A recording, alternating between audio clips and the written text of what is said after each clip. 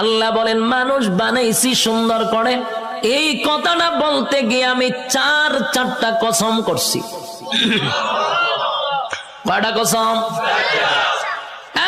রব্বে কারীম বলেন চারটা কসম করছি আমি আল্লাহ। মানুষ তোরে সুন্দর করে বানাইছি, এই কথাটা আমি কসম কেড়ে বলছি, একটা নয় গো, চারটা কসম করছি। প্রথম নাম্বার কসম হলো তিন ফলের কসম আমি আল্লাহ করলাম। ওয়াজাইতুন, আল্লাহ বলেন জাইতুন ফলের কসম আমি করলাম। ওয়া তুর সিনিনা, সিনাই পর্বতের কসম করলাম। ওয়াহাযাল বালাদিল আমিন, আমি আল্লাহ পবিত্র মক্কা নগরীর কসম করলাম। কসম হইল কয়টা? চারটা কসম আমি আল্লাহ করছি। বান্দারে তরে বানাইতে গিয়া চারটা কসম করছি। কেন করলাম?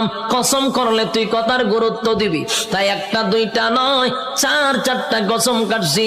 তোরে সুন্দর করে বানাইছি, তোরে সুন্দর করে বানাইছি, তোরে সুন্দর করে বানাইছি, তোরে সুন্দর করে বানাইছি। চারবার কসম করছে। চারবার কসম করে আল্লাহ বলেন লাকাদ খালাকনাল ইনসানা ফি আহসানি তাকওয়িম।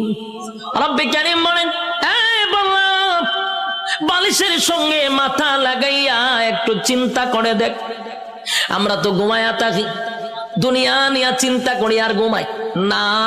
মাঝে মধ্যে একটু বালিশের সঙ্গে মাথা লাগাইয়া একটু চিন্তা করবেন আল্লাহর নিয়ামতের উপরে।